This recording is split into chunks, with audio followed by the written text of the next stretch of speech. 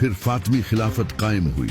ये लोग इस्माइली शिया थे और अहले बैत की नस्ल में से थे। जब बनु अब्बास काफी कमजोर हो चुके थे तो उबैदुल्लाह ने नॉर्थ अफ्रीका में खुद को खलीफा डिक्लेयर कर दिया और इसने बनु अब्बास को चैलेंज किया और कहा कि मैं ही असल खलीफा हूँ क्योंकि मैं अहले बैत की नस्ल से हूँ। और इसके बाद से फातमी खिलाफत फैलना शुरू हुई और 959 ईस्वी में इजिप्ट को भी फतह कर लिया और इसे अपना नया कैपिटल बना लिया। अब पूरी दुनिया में 2 नहीं बल्कि 3 मुसलमान हुकूमतें बन गई थी। फिर इसके कई साल बाद एक इंसान ने इस फातमी खिलाफत को खत्म कर दिया जिसका नाम था सलाहुद्दीन अय्यूबी।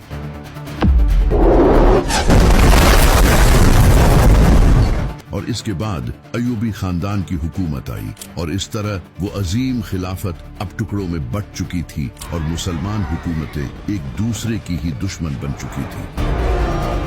लेकिन फिर इन सब के सामने एक बड़ा खतरा आया, चंगेज खां, जो कि अपनी एम्पायर को एशिया में तेजी से बढ़ाने लगा। और फिर 13वीं सेंचुरी में इसके पोते हलाकू खान ने गद्दी संभाली और वो पर्शिया को फतह करता हुआ सीधा बगदाद पहुंचा, जो कि अब्बासी खिलाफत का कैपिटल था। वहां पहुंचकर इसने उस वक्त के अब्बासी खलीफा को सरेंडर करने का कहा, लेकिन उन्होंने सरेंडर करने से इनकार कर दिया। जिसके बाद हलाकू खान ने बगदाद को सीज कर लिया और चाइनीज मशीनों का यूज करके 13 दिनों में इस शहर के डिफेंस को तोड़ दिया। और इसके बाद उन्होंने लाखों मुसलमानों को कत्ल किया, मस्जिदों को जला दिया और यहाँ तक के हाउस ऑफ विजडम, जहाँ से मुसलमान साइंटिस्ट पैदा हुए थे, उसे भी तबाह कर दिया। मंगोलों ने और भी कई इस्लामी सल्तनतों को खत्म किया और अब मुसलमान हुकूमतें छोटे टुकड़ों में बंट चुकी थी। फिर इसके बाद ऑटोमन एम्पायर कायम हुई